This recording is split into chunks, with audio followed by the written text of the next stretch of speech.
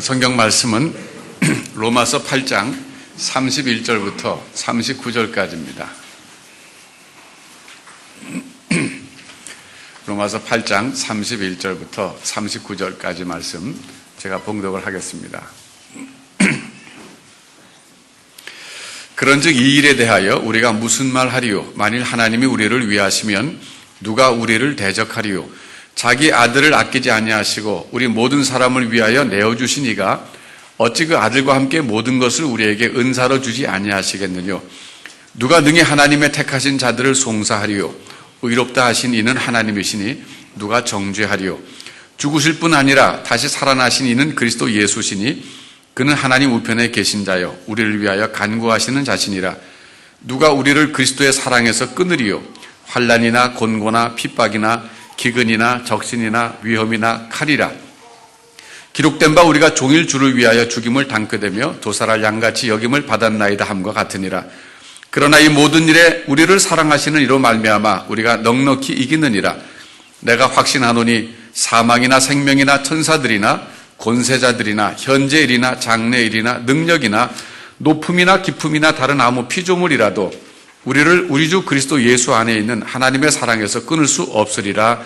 아멘. 이제 로마서 8장 드디어 이제 마지막 부분에 왔어요. 근데 여러분 그동안 오래 기다리셨어요. 이 8장 31절부터 39절까지가 이렇게 뭐랄까요? 연극으로 말하면 제 1막의 결론입니다. 그러니까 로마서를 크게 두 부분으로 나눌 수 있어요. 1장부터 8장까지 그리고 9장부터 16장까지 이렇게 나눌 수 있는데 1장의 마지막 결론입니다. 근데 마지막 결론이 뭐냐면 놀라운 사랑으로 끝나고 있어요. 그러니까 이거를 뭐 드라마나 연극으로 이제 표현한다면 마지막 이제 인터미션 하기 전에 잠깐 중간에 쉬기 전에 결론을 내리는데 그 놀라운 하나님의 사랑으로 아주 아름답게 찬양하면서 마치고 있습니다. 근데 그 사랑이라고 하는 것이 평범한 사랑은 아니에요. 그게 무슨 사랑이냐면은 의롭다 하심을 받은 사람들을 향하신 하나님의 사랑이에요. 그러니까 사랑의 대상이 그저 제너럴하게 모든 사람들을 향한 것은 아니고 의롭담을 받은 사람들, 믿음으로 의롭담을 받은 사람들에 대한 하나님의 놀라운 사랑을 말하고 있어요. 여러분 이제 그렇다고 오해하지 마십시오. 하나님은 예수 안 믿는 사람들 사랑하시지 않느냐 하시면 사랑합니다. 사랑해요.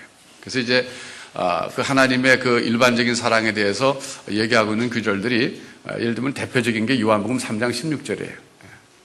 이 요한복음 3장 16절은 세계적으로 제일 유명한 구절이에요.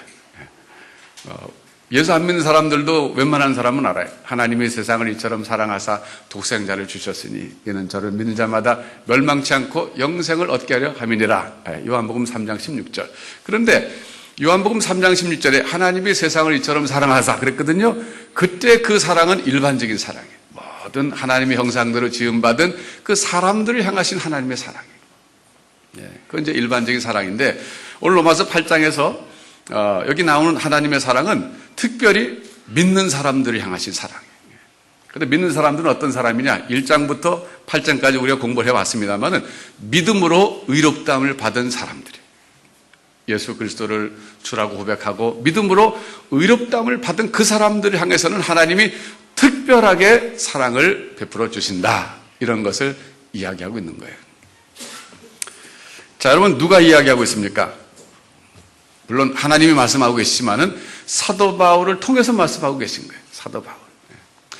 여러분 이 사도 바울이라고 하는 분은 제가 볼 때 인류 역사상 그 하나님이 참 그 진리의 세계를 대단히 깊이 있게 보여주신 분 중에 한 분이시다 생각해요. 이게 이제 좀 미국식 표현이라서 그런데 미국식은 최상급이 가장 탁월하다 그런 말 안 하고 가장 그 많이 경험하신 분 중에 하나다 이렇게 약간 그 완화시켜서 표현하는 게 미국식의 관용법이잖아요. 저도 이제 그 영향을 받아갖고 그렇게 하는데 사실 한국식으로 하면 최고로 많이 경험하신 분이다 저는 그렇게 생각해요.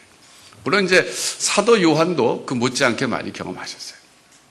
반모섬에서 계시를 받았잖아요. 사도 요한.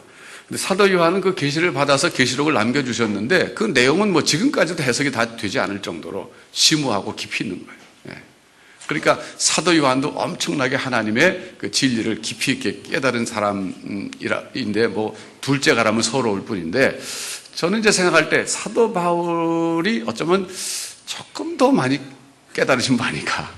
왜냐하면 사도 요한은 계시를 받긴 받았는데 본인도 무슨 뜻인지 모르고 받은 게 많단 말이에요. 정확하게 잘 모르고 거기에 비해서 사도 바울은 그 계시를 받은 것을 본인이 많이 깨달았어요. 많이 깨닫고 우리에게 편지를 썼는데 그게 성경으로 돼가지고 남아있는 거예요. 자, 여러분 여기 로마서 8장 31절부터 39절에서 사도 바울이 그 깨달은 말씀 가지고 하나님의 사랑을 노래하고 있는데 제가 질문입니다. 실제로 사도 바울이 이것을 하나님의 사랑을 느끼면서 이런 고백을 하는 것일까요? 아니면 뭐 추상적 개념으로 얘기하고 있는 것일까요? 느끼면서 얘기하는 거예요. 느끼면서. 제가 여러분에게 한번 이제 자꾸 생각할 수 있도록 질문을 드리겠는데 사도 바울이 언제 예수를 처음 믿었습니까? 어디서?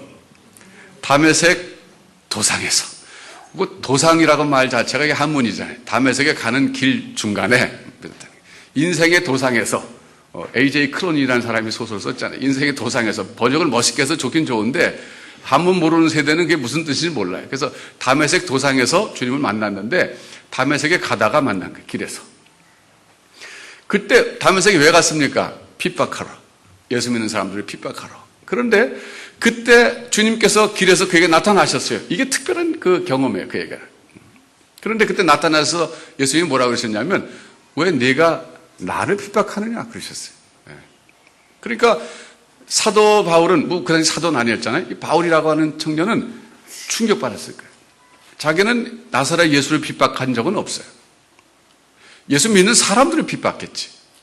그런데 주님은 나타나셔서 왜 나를 핍박하느냐 그러셨어요. 그건 뭘 뜻하냐면 우리 주님은 우리와 자신을 동일시하신다 그런 거예요.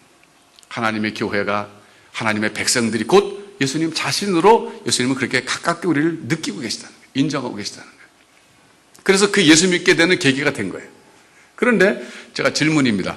그때 사도 바울이 하나님의 사랑을 어느 정도나 깨달았을까요? 그 다음에서 가다가 주님을 처음 만나서 사도로 불러주시잖아요. 이젠 내가 이방인들에게 내가 너를 보내겠다 그러시잖아요. 그때 바울 사도께서 하나님의 사랑을 어느 정도나 깨달았을까요? 조금. 그렇죠? 제 생각에 조금 깨달았을 것 같아요. 그때는 뭐 놀래가지고 별로 하나님의 사랑을 깨닫기보다는 어떤 그 하나님에 대한 어떤 그 외경, 하나님에 대한 어떤 그 경외심 이런 게 많이 더 충만했지 하나님의 어떤 사랑을 느끼기보다는 내가 핍박했던 그 예수 믿는 사람들이 진짜 하나님의 백성들이었구나. 그리고 십자가에서 돌아가신 그분이 부활하신 것이 정말 사실이다. 왜? 내 눈앞에 나타났으니까. 그러면서 어떤 하나님에 대한 어떤 경외심이 더 많이 생겨났겠지. 그 마음속에 하나님의 사랑 속에 젖어가지고 정말 하나님 날 사랑하시는구나 뭐 이렇게 느끼기보다는 하나님을 내가 정말 경외해야 되겠고 이제 나를 불러주셨으니까 열심히 충성해야 되겠구나 이렇게 생각했을 것이라고 저는 생각하는데 여러분들 어떠십니까? 그럴 것 같죠? 그런데 지금 그러고 나서 시간이 이 로마서를 기록한 이때가 그 예수님을 만나고 나서부터 약 20년이 넘었어요. 4, 5년쯤 됐을지 몰라요. 그러니까 우리 식으로 말하면 예수 믿고 나서 한 24, 5년 된 거예요. 24, 5년이 됐을 때쯤에 바울 사도는 하나님의 사랑을 엄청난 그 하나님의 사랑, 그 강권적인 사랑, 그 성경 표현대로 하면 끊을 수 없는 그 하나님의 사랑을 참 체험했을 뿐만 아니라 그것을 편지 가운데 쓰면서 감격적으로 표현하고 있는 거예요. 자, 여러분 제가 여러분에게 한번 이제 또 질문하고 도전하는 것은 예수 믿은 지 25년 이상 되시면 손 들어보세요. 저는 예수 믿은 지 25년 이상 됐습니다. 약간 부끄러워하면서 드시는 것 같아요. 그렇지. 벌써 눈치채신 것 같아요. 25년 되셨는데 됐어요. 뭐 25년 전에 예수 믿었을 때, 처음 믿었을 때 그때 느꼈던 하나님의 사랑하고 지금 25년이 흘러갔어요. 예수님을 25년 믿었어요. 믿고 나서 지금 느끼는 하나님의 사랑하고 차이가 있습니까? 차이가 있대요. 차이가 많습니까? 많아야 될 텐데. 뭐 별반 차이가 없습니까? 차이가 많아야 돼요. 여러분 이제 예수 믿은 지 25년 안 되신 분들은 여러분들이 앞으로 한 25년쯤 믿고 났을 때는 내가 정말 하나님의 사랑을 더 깊이 있게 느꼈습니다. 이렇게 고백하시기를 축원합니다. 사모하십시오. 저는 그래서 그런 생각이 들어요. 예수 믿는다는 것은 결국 하나님의 사랑을 체험하는 것이다. 물론 내가 믿는 거죠, 주님을. 그러나 하나님의 사랑을 체험하는 게 예수 믿는 거예요. 그게 예수 믿는 또 재미이기도 해요. 예수를 믿으면서 신앙생활을 하면서 하나님이 나를 사랑하신다는 것을 내가 실제 생활에서 체험을 많이 해야 정말 예수 믿는 게 재밌지. 안 그러면 뭐 재미가 없잖아요. 그러니까 여러분께서 한번 그런 사모함을 가지시기 바랍니다. 내가 시간 가면서 하나님의 사랑 더 많이 좀 느꼈으면 좋겠다. 사도 바울이 고백한 대로 이 하나님의 사랑은 어떤 사랑이냐면 좀 독특해요. 오늘 그 로마서 8장 특별히 35절 보면 이 하나님의 사랑을 이렇게 표현하고 있어요. 누가 우리를 그리스도의 사랑에서 끊으리요? 환난이나 곤고나 핍박이나 기근이나 적신이나 위험이나 칼이라. 이 모든 것들은 삶의 위협적인 존재들입니다. 그러니까 우리 생존을 위협하는 세력들이에요. 환난도 그렇죠. 곤고도 그렇죠. 핍박, 기근, 적신은 헐벗으며 옷 입을 게 없어서 겨울에 막 추워서 떠는 거예요. 적신, 그리고 위험, 또 칼, 이런 모든 것들은 우리 삶의 위협적인 존재들이고 우리 생존을 끊어버리려고 하는 그런 존재들이에요. 근데 사도 바울은 하나님의 사랑을 표현할 때 이런 위협적인 세력들을 동원해갖고 표현하는 거예요. 뭐 하나님의 사랑을 정말 묘사력을 써가지고 하나님의 사랑은 참 겨울에 따스한 햇빛 같고 뭐 이런 식으로 참 아름답게 하는 게 아니라 아주 굉장히 아주 뭐라 그럴까요? 뜻밖의 표현을 쓰는 거예요. 환난이나 곤고나 핍박이나 기근이나 적신이나 위험이나 칼이라. 이런 모든 것들은 우리 삶의 위협적인 세력들이고 우리 생존 자체를 멸절시키려고 하는 것인데 그 가운데서 멸절되지 않고 내가 살아남을 수 있었던 것이 바로 하나님의 사랑 덕분입니다. 이렇게 표현하고 있어요. 그러니까 하나님의 사랑을 이렇게 달콤하게 표현하는 게 아니라 굉장히 독특하게 삶의 그 어려움 속에서 나를 건져내신 그것이 바로 뭐냐 하면 하나님의 사랑이다. 이렇게 얘기하고 있어요.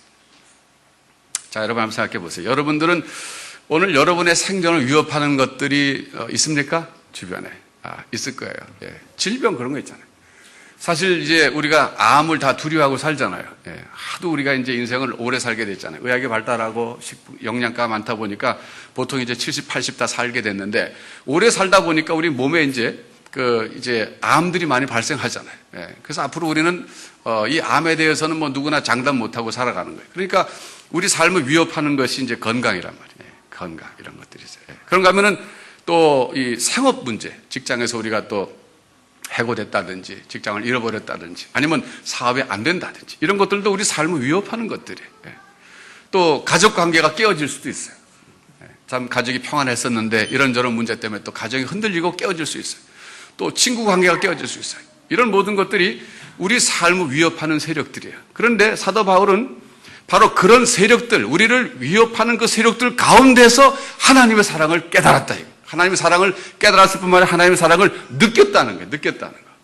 그래서 오늘 제가 여러분들에게 숙제로 드리는 것은 여러분들을 둘러싸고 있는 그런 생존을 위협하는 위협적인 세력들로부터 오늘 하나님의 사랑을 듬뿍 느끼시기를 바랍니다.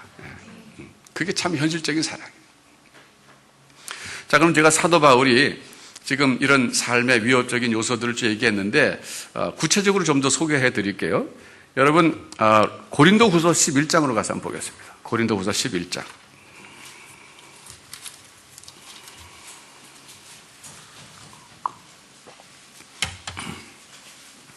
23절부터 보시면 사도 바울이 자기가 고생한 것을 조목조목 리스트를 얘기하고 있어요. 참 정말 고생도 정말 많이 했어요, 이분. 그래서 고생을 한 것을 또 기억하고 계셔요, 이분이. 그래서 언제 누구에게 얘기해도 쫙 줄줄이 나와요, 이렇게. 지금 고린도교회 편지 쓰다가 그냥 자기가 고생한 것을 쓰기 시작했는데 계속 나오는 거야, 이제. 예, 줄줄줄줄줄. 자, 보세요. 저희가 그리스도의 일꾼이냐? 정신없는 말을 하거니와 나도 더욱 그러하도다. 내가 수고를 넘치도록 하고 옥에 갇히기도 더 많이 하고, 예, 감옥에도 많이 갔다, 이거. 예. 여기 예수 믿기 때문에 감옥 갔다 온 사람 손 들어보세요. 한 사람도 없잖아요. 예. 예. 매도 수없이 맞았다. 예수 믿다가 매 맞은 사람 손 들어보세요. 있을지 몰라요. 집안에서 옛날에 어려서 교회 간다고 매 맞은 적이 있을 수 있어요. 여러 번 죽을 뻔하였는데 24절에 보면 유대인들에게 40에 하나 감한매를 5번 맞았어요. 이건 뭐냐면요, 유대인들은 율법에 하나님께서 잘못한 사람은 40대, 40대 때리라고 그랬어요. 그런데 40대에서 40에 하나 감했다. 이건 뭐냐면 39대 맞았다는 건데, 유대인들은 율법을 철두철미하게 지키기를 원했어요. 그래서 만일에 40대를 때려야 되는데 41번 때리면 어떻게 되는 거예요? 율법을 어기는 게 돼요. 그러니까 혹시라도 때리다가 막 흥분해갖고 잘못해서 카운트를 잘못해갖고 41번 때릴 수 있잖아요. 사람이니까. 그러니까 사전에 방지하기 위해서, 그런 일을 방지하기 위해서 39대까지만 때리는 거예요. 그럼 혹시라도 자기가 착각해갖고 한 대 더 때렸어도 그게 40이 되잖아요. 예, 그러니까 괜찮아. 그러니까 안전책으로 하나 감해서 때린 거예요. 하여튼 유대인들 철저하게 율법을 지키려고 했어요. 그래서 바로 그거 얘기하는 거예요. 40에 하나 감한매를 몇 번 맞았어요? 5번. 그러니까 이것은 복음 전하 다니다가 어느 회당에 가서 전하다가 유대인들에게 매 맞은 거예요. 그 다음에 보면 3번 태장으로 맞았다. 이 태장이라고 하는 것은 뭐냐면요, 로마 사람들이 당시에 채찍 가지고 때리는 거예요. 채찍으로. 채찍으로 때리는 태장인데 굉장히 아프다 그래요. 심한 경우에는 그 채찍, 가죽 채찍 끝에다가 못 같은 것을 이렇게 박았대요. 잔인하잖아요. 그래서 탁 때리면 그 사람 몸에 들러붙는데 또 잡아 당긴대요. 얼마나 아프겠어요. 하여튼 인간이 말이죠, 인간을 고문하고 형벌하는데 그 머리를 그쪽으로 썼어요. 그래서 그 태장이 바로 그런 거예요. 그러니까 이 태장으로 3번 맞았대, 3번. 그 다음에 한 번 돌로 맞았어요. 루스드라에서 돌로 맞아서 죽었다 살아났잖아요. 그 다음에 3번 파선했다 그래요.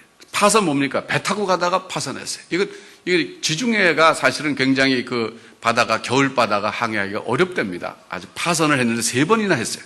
그 다음에 여러 번 이번에 여행을 다니면서 위험을 당했는데, 그 여행을 다니면서 겪는 위험의 종류가 다양해요. 첫째, 강의 위험, 강도의 위험, 동족의 위험, 이방인의 위험, 시내의 위험, 광야의 위험, 바다의 위험, 거짓 형제 중에 위험을 당하고, 또 수고하며 애쓰고 여러 번 자지 못하고 줄이며 목마르고 여러 번 굶고 춥고 헐벗었노라. 여러분, 이때 당시에는 로마가 세계를 다 평정했을 때예요. 그래서 소위 팍스 로마나라는 단어가 나올 정도였어요. 그런데 그 안에 정치적인 이야기였지 현실은 그렇지 않았어요. 천하를 통일했다는 뜻이지 지역마다 전부 치안 유지가 잘 됐다, 그게 아닙니다. 그러니까 지금도 그때 당시에 여행을 했던 사람들이 기록으로 남겨뒀던 문서들이 우리에게 전해지고 있는데, 그 문서들을 읽어보면요, 이런 얘기가 나와요. 낮에 가더라도 주로 이제 강도가 나타나니까 이제 그룹을 지어서 다녀야 됐대. 여행객들이 혼자 갔다가는 강도도 만나지만 늑대가 그렇게 많았답니다. 늑대가. 그래서 늑대들이 사람을 공격해가지고 막 그랬대. 해쳤대요. 그래서 사람들이 이제 여럿이 모여 있다가 같이 가야 되는데, 또 그렇게 같이 갈 경우에는 동네 사람들이 볼 때는 저기 도둑대로 보이는 거예요, 또. 그러니까 서로 경계하는 거예요, 이제. 실제로 도둑대들에게 동네가 막 전멸당하고 하니까. 그러니까 팍스 로마나라고 하는 것이 로마 군인들이 지역까지 치안 유지를 잘해준 것이 아니라 그냥 제국을 만들었다, 그런 뜻이지, 각각 그 지역은 치안이 엉망이었답니다. 그러니까 여기 여러 번 여행의 위험, 그러면서 이 여행을 하면서 당하는 모든 위험은 강의 위험, 즉 자연의 그 강물이 막 불어나가지고 말이죠, 건너가려고 그럴 때 막 위험하게 되거나, 또 강도, 동족의 위험, 유대인들이 또 해치려고 그러죠, 이방인들도 그러죠, 신의 위험, 광야의 위험. 여러분, 광야가 말이죠, 가보신 분도 하겠습니다만 낮에는 엄청나게 덥습니다. 밤엔 또 엄청나게 추워요. 사막성 기후라는 것이 그렇잖아요. 그래서 여기 보면 27절에 여러 번 굶고 춥고 헐벗었느라 그랬는데, 겨울도 없을 텐데 뭐가 추웠을까 그러는데, 아니요. 광야가 밤에 춥습니다. 겉옷 같은 거 제대로 안 갖고 다녀가지고 그러잖아요. 내가 들어와 가부의 집에 뒀던 겉옷을 좀 갖다 주시오. 그럴 정도로 이 겉옷이 밤에는 이불 역할을 했습니다. 근데 그것도 없었던 거 어떨 때는. 그러니까 막 춥고 헐벗고 이렇게 고생을 했다 이거예요. 그런데 이런 모든 고생을 하면서 바울 사도가 지금 이해하고 있는 것은 뭐냐면 그런 모든 자기를 위험하게 했고 자기를 죽이려고 했던 자연과 그리고 사람들과 모든 것들 속에서도 그 뚫고 살아남을 수 있었던 것이 바로 하나님의 사랑이라는 거예요. 하나님의 사랑. 그러니까 사도 바울은요, 이 하나님의 사랑을 얘기할 때 뭐 아름답게 시적으로 이렇게 미화시켜서 얘기하지 않아요. 인생의 그 험한 날들을 헤치고 지나온 그 과정 속에서 자기는 하나님의 사랑을 깨달았다, 느꼈다는 거예요. 여러분 지도 좀 하나 여기 해주세요. 지도 제가 아까 부탁한 거 있는데 제가 이 로마서 이런 배경을 좀 지도를 보면서 좀 설명해 드릴게요. 자, 지도가 준비된 동안에 고린도후서 1장으로 가서 좀 보겠습니다. 고린도후서 1장.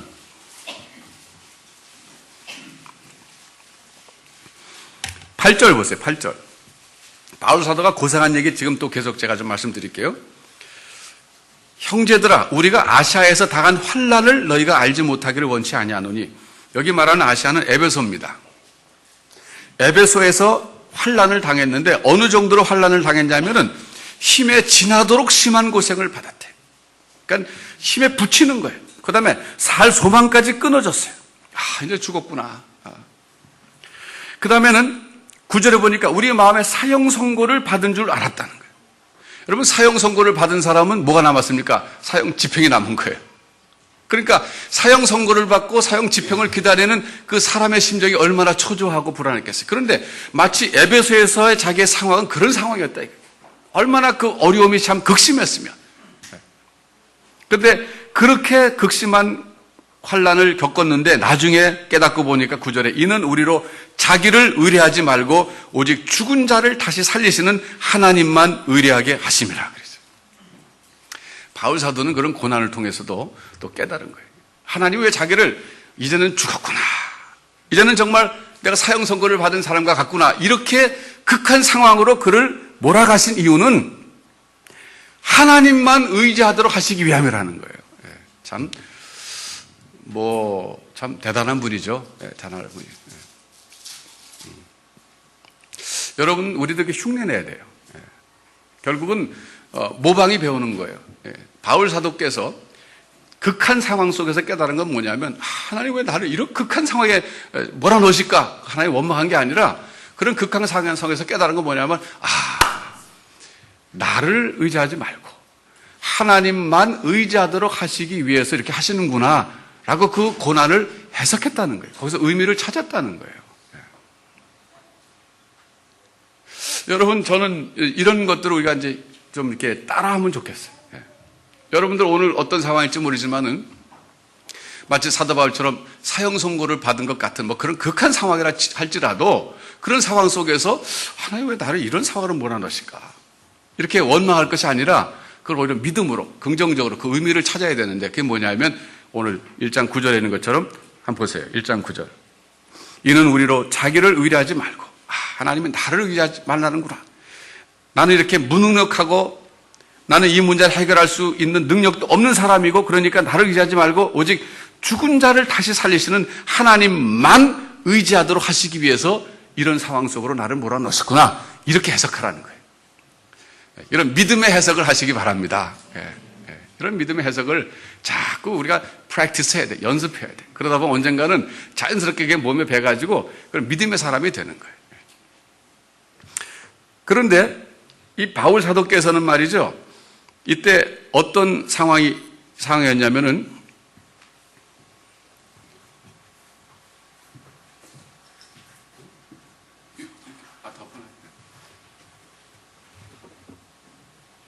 여기 여기 에베소에서 지금 한 3년 정도 사역을 했어요. 그래서 에베소에서 교회가 세워졌는데, 근데 문제는 저 에베소에서 어려움이 또 발생했어요. 에베소에는 그 아데미라고 하는 여신의 신전이 있었는데, 그 아데미 여신의 그 모형을 만들어 가지고 판매하는 사람들이 들고 일어났어요. 왜냐하면 사도 바울이 복음을 전하면서 우상은 아무것도 아니다 전하니까 사람들이 이제는 예수 믿게 되면서 아데미 여신의 그 모형, 조그만 그 신전을 만들어서 집에 갖다 놓고 거기서 또 숭배를 했는데 이게 장사가 안 되는 거예요. 안 사가니까. 그러니까 이 사람들이 사도 바울을 공공의 적으로 생각한 거예요. 그래서 제거해야 되겠다. 그래갖고서는 들고 일어났어요. 그래서 사도 바울이 굉장히 거기서 어려웠습니다. 막 사람들 죽이려고 그랬어요. 그래서 막 연극장에서 모여갖고 사람들이 막 소요가 일어났는데 바울 사도가 들어가려고 그러니까 친구들이 말려서 안 들어가고 막 이런 얘기가 사도행전에 다 나오잖아요. 근데 그때 당시에 사도 바울은 그 어려움에 있었던 것이 아니라 이 고린도 교회가 굉장히 사도 바울을 힘들게 했어요. 왜 힘들게 했냐면은 저 고린도 교회에 그 사람들이 사도 바울을 배척했어요. 여러분 고린도 교회는 사도 바울이 세운 교회예요. 가서 전도해가지고. 근데 사람들이 지금 바울 사도가 이 에베소에 있는데 이 고린도 교회가 에베소에 있는 사도 바울에게 그 이제 소식을 계속 사람들이 전해주는데 고린도 교회가 당신을 배척했습니다. 그런 걸 전해주는 거예요. 근데 왜 그랬냐면 이유가 있어요. 저 고린도 교회 예루살렘에서 출발한 율법주의적 선생들이 들어갔어요, 거기. 가가지고서는 고린도 교회에서 이렇게 가르쳤어요. 사도 바울은 삼류사도입니다. 말하자면. 사도 바울 생각해 보세요. 사도 바울이 예수님이 12제자입니까? 12제자 중에 하나입니까? 아니죠. 사도 바울이 처음부터 예수 믿었습니까? 믿기는 그냥 예수 믿는 사람 핍박하지 않았습니까? 다메섹에 가다가 왜 갔습니까? 예수 믿는 사람 잡으러 갔잖아요. 근데 가다가 예수님, 부활하신 예수님 만났다 그러는데 뭐 본 사람이 있습니까? 자기만 봤다 그러죠. 물론 같이 가던 사람도 그런 간접 경험했습니다만. 그러니까 이 사람은 출신 성분이 의심스럽습니다. 그 근원이 확실치 않습니다. 그러나 우리는 예루살렘에서 온 이 신임장을 갖고 왔습니다. 그러면서 보여주는 거야. 그러니까 우리는 정통파고 이 사도 바울은 완전히 사입입니다, 이 사람. 그러니까 사도 측에는 감이 못 끼고 한 3류쯤 되는 사람인데, 그리고 이 사람은 좀 사람이 문제가 많은 사람입니다. 인격적으로도. 뭐 이런 식으로 험담하면서 사도 바울을 이제 험담했어요. 그때 사람들이 그 얘기 듣고 전체 다는 아닌데 일부 그 말을 받아들이고 그 사람들에게 동조해가지고 사도 바울에 대해서 그렇게 생각하는 사람들이 생겨난 거예요. 바울이 그 얘기를 들었어요. 근데 그 얘기를 들었을 때 바울 사도가 인간적으로 섭섭한 것보다도 참 그들의 그 신앙이 걱정이 된 거예요. 왜냐하면 그 사람들이 말하기를 사도 바울은 삼류사도이기 때문에 사도 바울이 전해준 복음은 삼류복음입니다. 정통 복음이 아닙니다. 진짜 복음은 우리가 전하는 복음이 진짜 복음입니다. 그러니까 여러분들이 우리가 전해준 대로 예수 믿어야 됩니다. 그런데 예수 믿으면서도 율법을 지켜야 됩니다. 이렇게 된 거예요. 또 할례도 받아야 됩니다. 그런 거예요. 그래야 구원받습니다. 이렇게 얘기한 거예요. 그러니까 바울 사도가 그 소식을 들었을 때는 막 깜짝 놀란 거예요. 만일에 그 잘못된 선생들이 들어가서 사도 바울의 어떤 인격적인 문제만 가지고 얘기했다면 그냥 참고 넘어갔을 거예요. 사도 바울은 알고 보면 나쁜 사람입니다. 뭐 그러면 난 뭐 죄인 중에 괴수니까 그럼 넘어갔을 거예요. 그런데 그게 아니라 사도 바울이 전한 복음 자체가 그게 참 복음이 아닙니다. 이렇게 흔들어 놓으니까 바울 사도는 그것이 자기 개인적인 문제가 아니라 교회가 신앙적으로 복음에 바르게 서냐 못 서느냐 그런 문제였다는 거예요. 그러니까 그 문제에 대해서는 사도 바울이 이걸 그냥 지나갈 수 없었어요. 그래서 편지를 썼어요. 편지를 썼는데 너무나 마음이 슬펐어요. 고린도 교회를 생각해 보니까. 그래서 거기다가 자기 그런 그 슬픈 감정을 쓰면서 책망하는 글을 썼어요. 책망하는. 잘못했다. 여러분들이 잘못하고 있는 겁니다. 그렇게 하면 안 되는 겁니다. 하면서 책망하는 내용을 썼어요. 그래가지고 그걸 사람에게 보냈는데 그때 당시 뭐 우체국이 없으니까 우표 딱 붙여갖고 이렇게 놓으면 가는 게 아니잖아요. 인편으로 갔잖아요. 그 편지를 누구에게 줬냐면은 디도에게 준 거예요. 디도. 이 디도서를 쓴 디도. 이 디도가 가지고서 이제 편지를 가지고 갔어요. 에베소에서 고린도까지 가는 그 여행 그 방법이 두 가지입니다. 하나는 배 타고 이렇게 건너가는 거. 이 배 타고 건너가면 말이죠. 여기 얼마나 걸릴 것 같아요, 여기? 한번 개스해 보세요. 얼마나 걸릴 것 같아요? 뭐 틀려도 상관없잖아요. 여기. 옛날이라는 걸 고려하셔야 돼요. 지금 같으면 얼마나 걸리겠어요? 2시간? 가보신 분 손 들어보세요. 안 가보셨네, 아무도. 예. 옛날에요, 일주일 이상 걸렸어요. 왜 그런지 아세요? 배 타고 가다 섬마다 서는 거예요, 섬마다. 섬마다 서가지고 내리고, 물을 또 실어야 되니까, 물도 싣고, 식량 싣고 그렇게 하는 거예요. 그래서 로마의 어떤 총독이 로마에서부터 이제 와서 고린도에서 에베소까지 오는 이 항해 기록이 남겨져 있어요. 근데 그 사람 기록을 쭉 읽어보면 일주일 이상 걸리더라고요. 예. 오다가 놀고 그러면서 배가. 일주일 걸리는데 이거보다도 육로로 가는 수가 있어요. 육로로 해서 올라가서 이 드로아에서 배 타고 마케도냐 지방, 빌립보 이쪽으로 해서 다시 육로로 쭉 내려가서 가는 방법이 있는데 이건 굉장히 시간이 많이 걸리죠. 예. 그러나 걸어가는 거는 돈 없어도 그냥 걸어가면 되는 거 아니에요. 배는 배상 내야 되니까. 근데 일로 많이 걸어 다녔어요. 근데 디도가 편지를 가지고 갔어요. 근데 이 편지를 가지고 갔는데 이제 그러면 답장이 와야 될 거 아니에요. 결국 책망하는 얘기를 썼는데 책망하는 얘기를 듣고서 고린도 교회 반응이 어떨까 그게 걱정된 거예요. 그런데 이 편지를 그냥 쓴 게 아니라 한번 보세요. 고린도후서 2장 4절 보세요.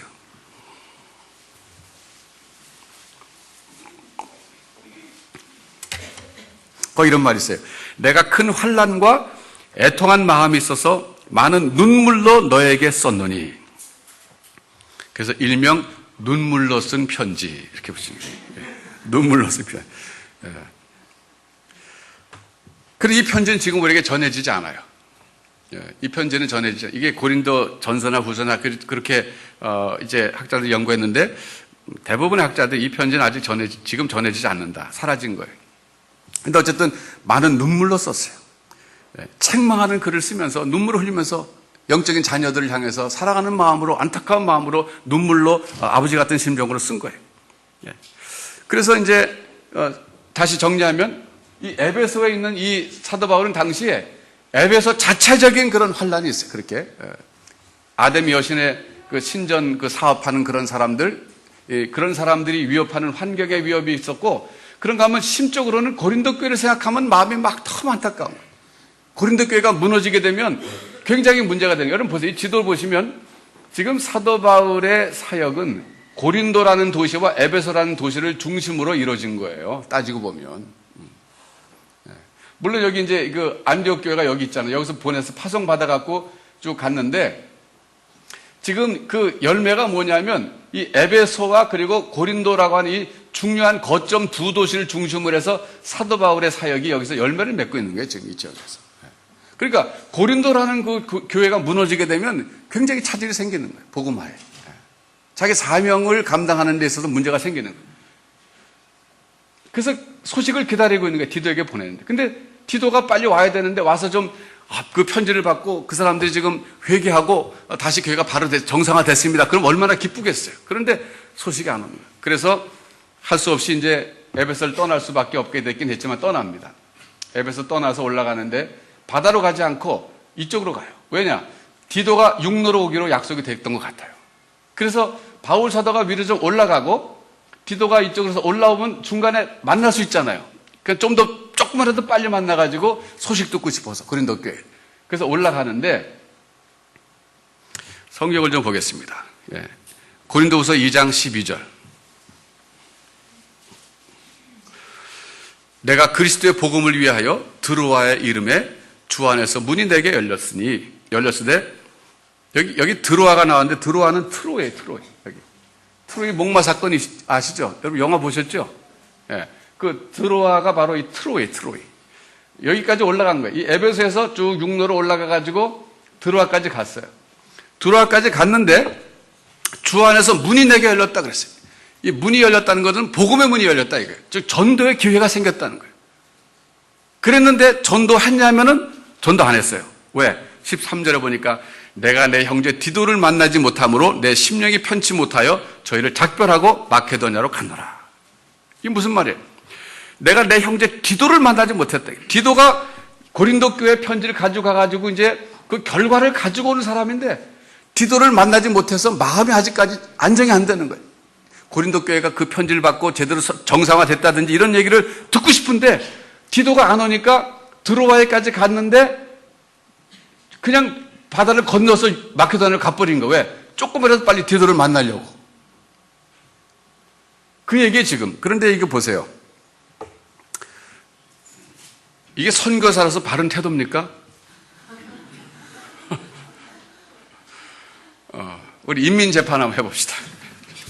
바울 사도께서 뭐 들으시면 펄쩍 뛰겠지만 어쨌든 지금 바울 사도는 우리 식으로 말하면 선교사로 보낸 분이에요. 우리 교회가 선교사로 보냈는데 이분이 뭐 들어와라고 하는 어느 지방에 갔는데 복음의 문이 활짝 열렸어요. 전도의 문이 열린 거야. 그럼 전도해야 돼요, 안 해야 돼요? 만사를 제끼고 해야죠. 근데 하지 않았어요. 왜? 자기 심령이 좀 편치 않다고. 있을 수 있는 일이 없는 일. 다시 불러드려요? 선교사 그만하라고? 아니, 그만하라고 불러드릴 이유가 충분히 됩니다. 돼요. 안 그래요, 여러분? 네. 된다고요. 근데 바울 사도께서 그런 말씀하고, 내 심령이 편치 못하다. 왜 편치 못해요? 디도를 만나지 못함으로 심령이 편치 못하다 그랬어요. 이게 뭐예요? 고린도 교회에 대한 염려가 나를 막 압도해가지고, 지금은 뭐, 전도도 생각이 안 난다. 오로지 고린도 교회가 제대로 되는, 정상화되는 그것밖에는 나의 관심이 없기 때문에, 뭐 전도의 문이 열려도, 나 예수 믿을 테니까 복음 좀 설명해 주세요. 그래도, 나 지금 마음이 내가 준비가 안 됐습니다. 그렇게 한 거예요. 잘한 거예요? 못한 거예요? 예? 얘기해 보세요. 예? 예? 못한 거죠? 참 솔직하게 얘기해줘서 고마워요. 못한 거예요? 잘못한 거예요. 성경은요, 이 바울 사도의 위대한 점이 그거예요. 자기의 잘못한 거, 약점도 이렇게 얘기하시는 거예요, 이분이. 예. 솔직한 거 아니에요, 자기가. 저는 이 사도 바울의 이런 태도 때문에 제가 사도 바울을 참 좋아해요. 왜? 나랑 똑같네, 뭐. 우리 똑같잖아요. 근데 참, 이 보면 말이죠. 하나님은 참 이 사도 바울의 이런 인간적인 약함이거든요, 이게 사실은. 약함인데도 하나님이 이걸 이렇게 덮어주시는 걸 나중에 볼 수 있어요. 어떻게 할 수 있냐면 나중에 다시 와요, 이제. 갔다가. 다시 예루살렘으로 갈 때 오는데 그때 들어와서 집회를 하나님이 하게 했어요. 그때 유두고라고 하는 청년이 떨어진 사건이 있죠. 그게 그 사건이에요. 그러니까 유두고라고 하는 청년이 떨어질 사건인데 떨어졌다고 이제 죽었는데 다시 살아나갖고 막 굉장한 게 부흥이 일어나잖아요. 그러니까 보면 인간 사도 바울은 심령이 편치 않아 갖고 거기 그냥 지나갔는데 하나님께서는 그걸 이해한다. 그러시고 나중에 다시 그가 왔을 때 지금은 할 수 있지? 예, 해라. 그래서 집회하러 갔고 엄청난 부흥이 일어나는 거예요. 제가 보면 이 사도 바울의 인간적인 약한 모습하고 하나님의 오래 참아주심, 하나님 참아주시고 우리를 인도해 주신 그 사랑에 감격하지 않을 수가 없어요. 감격하지 않을 수가 없어요. 여러분 자신이 이제 주회를 하다가 하나님을 하다가 좀 이렇게 사도 바울처럼 약해졌을 때 너무 슬럼프에 오래 빠져 있지 마세요. 뭐 잠깐은 그럴 수 있어요. 여러분 예수 믿다가 뭐 내가 좀 잘못하고 좀 그래서 내 자신이 너무 부족하기 때문에 이건 차라리 이렇게 하느니 예수 그만 믿자 뭐 이렇게 생각하지 마시고 나는 연약하고 부족해도 하나님은 나를 사랑하신다. 하나님은 나에게 다시 또 기회를 주신다. 하나님은 그런 하나님이시다. 이런 믿음을 가지시고 계속 전진하셔야 됩니다. 그리고 이제 쭉 보시면 7장으로 가서 한번 보세요. 7장. 고린도후서 7장으로 가서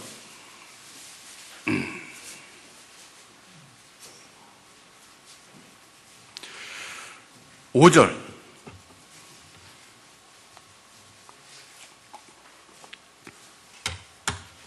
우리가 마게도냐에 이르렀을 때에도 우리 육체가 편치 못하고 이게 마게도냐 왜 갔냐면 아까 드로아에서 디도를 기다리다가 심령이 편치 않아 가지고 전도의 문이 열렸는데도 그냥 바다 건너 간 거예요.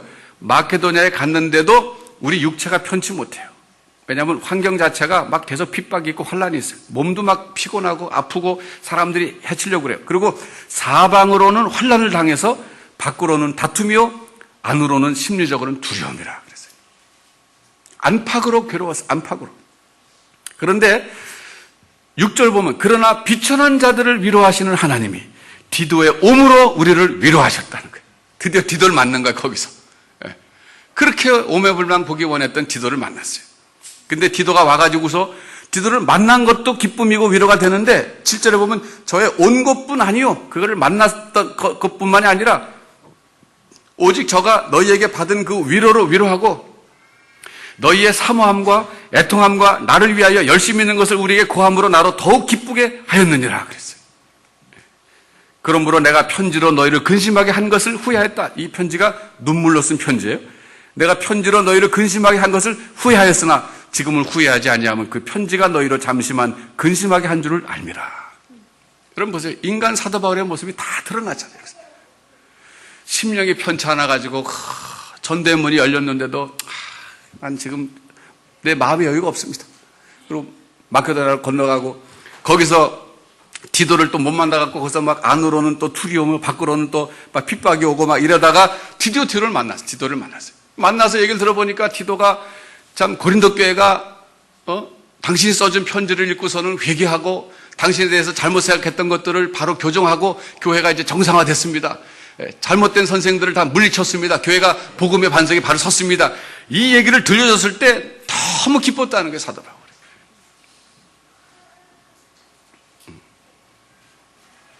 그 13절 한번 보세요. 13절. 12절, 13절. 그런즉 내가 너희에게 쓴 것은 그 불의 행한 자를 위한 것도 아니요. 여기 보면 눈물로 쓴 편지에 대해서 또 얘기하는 거예요.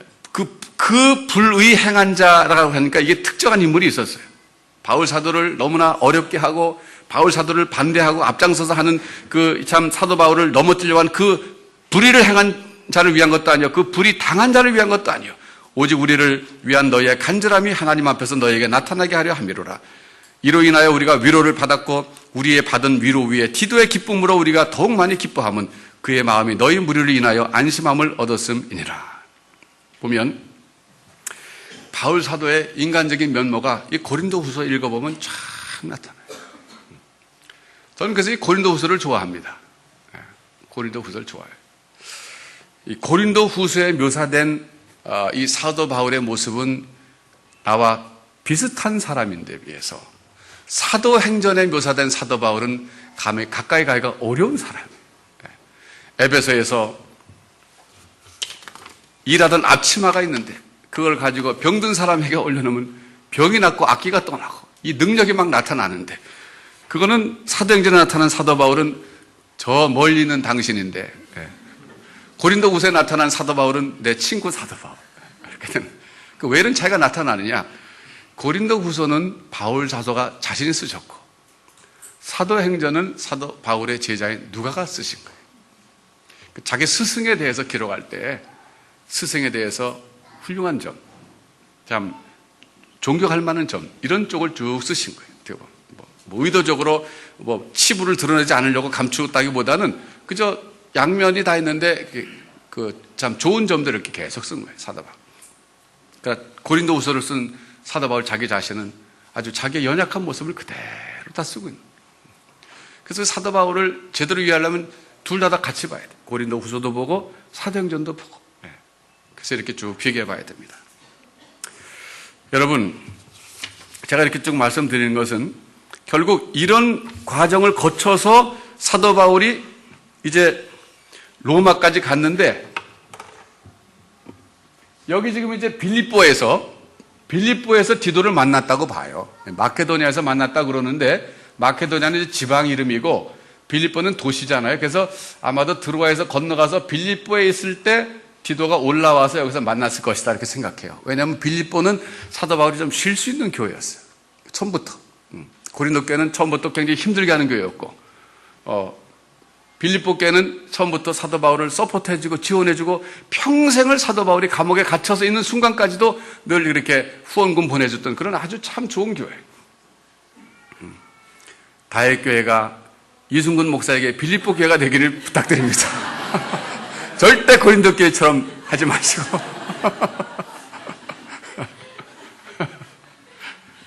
그래서 이 빌립보 교회에서 이제 쉬면서 거기서 좀 그 릴렉스하고 있었을 거예요. 그래도 뭐 밖으로는 다투며 안으로는 두려움 이게 떠날 수 없어요. 근데 디도가 와가지고서 여기서 위로가 됐어요. 그래서 여기서 사도 바울이 고린도로 곧바로 그 디도의 소식을 듣고 내려가지 않습니다. 여기서 약 8개월 정도를 더 이 지방에서 머물러요. 8개월. 그 8개월 동안 머무는 것은 이제 시간을 좀 주기 위해서요, 고린도 교회. 왜냐하면 고린도 교회에 그때 헌금을 준비시키는 때였어요, 헌금. 예루살렘에 있는 이 교회가 어려움을 겪는다는 걸 알고 이 고린도 교회를 비롯해서 이방인 교회들에다가 사도 바울이 헌금할 것을 부탁했어요. 그래서 헌금 준비가 다 된 다음에 내려갈 생각도 있었던 거예요. 그래서 8개월을 더 마케도니아 지방에 머물면서 그러면서 또 마케도니아 지방에 있는 교회들을 견고하게 세우는 거죠. 그래서 8개월 지나서 내려갔어요, 고린도로. 내려가서 쓴 것이 로마서예요. 내려가 쓴 거죠. 그래서 여기서 이제 3개월을 있게 되는 거예요. 고린도라는 항구 도시에 3개월을 있게 되는데 왜 3개월을 있게 되냐면 겨울이니까. 요때는 다시 이제 이 예루살렘으로 돌아가려고 그러는 거예요. 돌아가려고 그러는데 겨울에는 배 타고 가면은 난파될 가능성이 많아요. 그러니까 가지 않고 여기서 3개월 동안 겨울을 지나요. 과동하기 위해서 있으면서 편지를 쓴 것이 로마 교회에 쓴 것이 로마서예요. 그러면서 여기서 이제 또 아까 8장에서 말한 대로 자기가 온갖 환난이나 핍박이나 고난이나 이런 것도 하나님의 사랑에 자기를 끊을 수 없다는 얘기를 여기서 또 하는 거예요. 그러니까 고린도 후서는 여기서 쓴 거예요. 마케도니아에서. 여기서. 디도를 만난 다음에 고린도 교회가 회복됐다는 얘기를 듣고서 고린도 후서를 이 마케도니아에서 써가지고 보낸 다음에 8개월 있다 내려가는 거예요. 여기서 쓴 것이 로마서란 말이에요. 그러니까 시간적으로 보면 고린도 후서가 먼저 쓰여졌고 그 다음에 로마서예요. 그런데 이제 보면은 고린도 후서 11장에다 보면 사도 바울의 고생 목록이 쭉 있고 그리고 또 로마서 8장에 보면 하나님의 사랑을 얘기하면서 아까 말한 대로 환난이나 곤고나 핍박이나 이런 것들도 쭉 얘기가 나오면서 그 모든 것들 속에서도 하나님의 사랑 때문에 자기가 뚫고 지나왔다 이렇게 얘기하는 거예요. 그러니까 사도 바울이 로마서 8장에서 말하는 하나님의 사랑은 추상적인 개념이 아니에요. 굉장히 현실적인 거예요. 자기가 체험한 거예요. 자기가 확신한 거예요. 그것을 우리에게 전해주고 있습니다. 제가 여러분 저도 이제 한번 생각을 해봤어요. 제가 왜 이제 생각했냐면 얼마 전에 우리 교회로 고등학교 동창이라 그러는 사람이 전화를 해가지고 자기 전화번호를 남겨놨어요. 전화를 달라고. 제가 이제 미국 가 있는 동안에 전화가 왔대요. 그래서 제가 전화를 걸었어요. 그랬더니 자기 이름 아무개라고 얘기하는데 전혀 생각이 안 나는 거예요. 근데 이 친구가 야, 네가 바로 내 앞자리에 앉았었잖아. 너 6학년 8반 아니었어? 고등학교 3학년 8반 아니었, 8반 맞지? 네가 50 몇 번이었잖아. 제 번호까지 알더라고. 그래서, 야. 근데 내가 자기 바로 앞에 앉았었대요. 자기 내 뒤에 앉았대. 그래서 맨날 수업 시간에 내 뒷목만 봤대, 이게. 목이 그때 뭐 피부가 고왔대나 그러더라고요. 아니, 내가 그랬대. 야, 무슨 남자가 또 피부가 곱다 그런 말을 하냐. 근데 또 오래간만이니까 그런 말도 못하고, 근데 너 피부 또 검지 않았냐, 이게. 그때 내가 탔었거든요, 햇볕에 그걸. 그건 맞는 것 같은데 이상한데, 아무 생각이 안 나는 거예요. 이름도 생각이 안 나고, 얼굴도 생각이 안 나는 거예요. 그래서 계산해보니까 37년 전 사건이더라고요. 37년 전에. 73년대 제가 졸업했으니까. 아니, 그래도 그렇지, 이렇게 생각이 안 나. 그래서 내가 생각하기를 이 친구가 아마 사람 잘못 알고, 나를 딴 사람인데 이렇게 전화번호 갖고 하는가 싶어서, 야, 그때 담임 선생님 이름이 구 누구였잖아. 그랬더니, 맞아. 그분 요전에 동창회 나갔는데 지금도 살아계셔 오셨었어. 그러더라고. 맞네, 그럼. 그때 내 짝은 내가 알거든요. 짝이 이 누구였잖아. 아, 그래. 걔 무슨 은행에 다니잖아. 맞아요. 맞네. 아니, 생각이 안 나는 거예요. 그래서 내가 그랬어. 야, 한번 만나자. 얼굴 좀 봐야 되겠다. 그래서 만나기로 했는데 아직 못 만났어요. 근데 제가 그러고 전화 끊고, 그게 지난 목요일인가 그랬어요. 전화 끊고 이제 생각하게 된 거예요. 옛날로 돌아가서. 야, 고등학교 때 그랬지. 그리고 이제 쭉 생각해 보니까, 고등학교 친구, 같은 고등학교는 아니지만, 고등학교 때 친구고, 대학생 때 이제 같이 대학 들어갔다고 기뻐가지고, 설악산에 놀러 가고, 제주도까지 갔던 친구들이 있었는데, 그 중에 벌써 2명이 죽었더라고요. 근데 이 친구들이 술 때문에 죽었어요. 너무 술을 좋아해가지고, 간이 상해가지고, 그래 죽었어요. 그래서 제가 그 술 마시지 말라고 그렇게 옆에서 잔소리 했는데도 안 되더라고요, 그게. 여기 젊은 사람들 절대 술 하지 마세요. 백해무익이에요, 백해무익. 제 친구 둘이나 죽었어요. 간이 상해가지고. 제가 그러면서 또 이제 그때부터 쭉 지금까지 인생 살아온 거 이렇게 회상해 본 거예요. 오래간만에. 그랬더니 많은 일들이 있었더라고요. 제가 한국에서 살았지만 또 미국 가서 살고, 또 미국에서 또 시카고에서 살고, 메릴랜드 가서 살고, 다시 또 여기 오고, 그러면서 그 참 삶의 그 죽을 뻔했던 순간들이 또 얼마나 많았어요.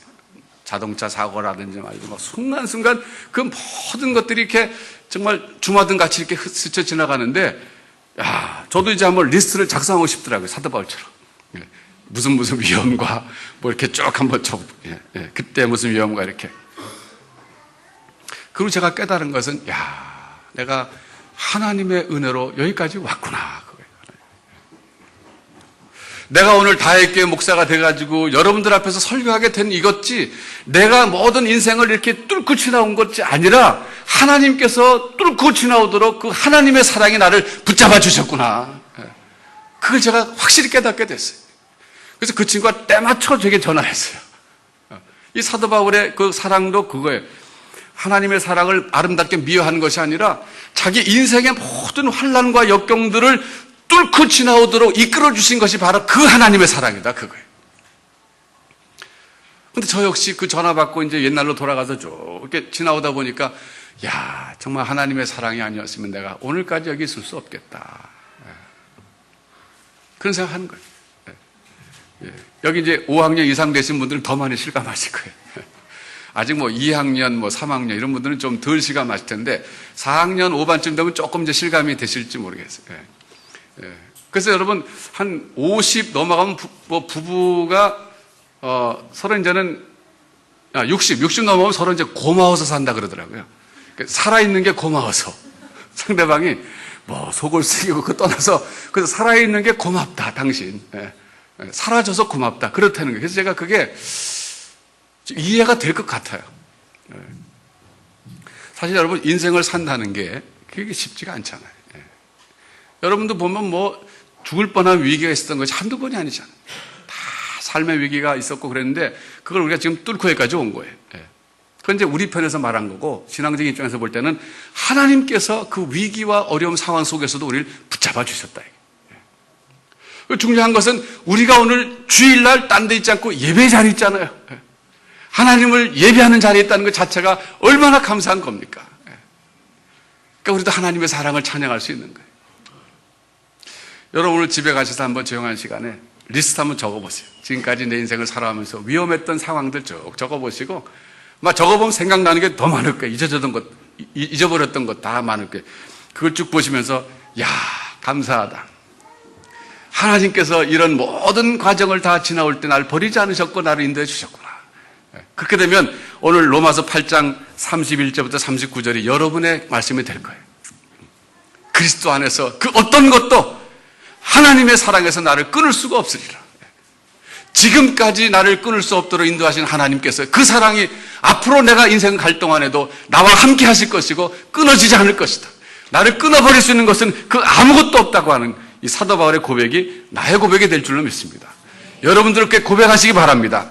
높음이나 깊음이나 다른 아무 피조물이라도 우리 주 그리스도 예수 안에 있는 하나님의 사랑에서 끊을 수 없으리라. 이 찬양이 여러분의 찬양이 되시기를 주님의 이름으로 축원합니다. 기도하겠습니다.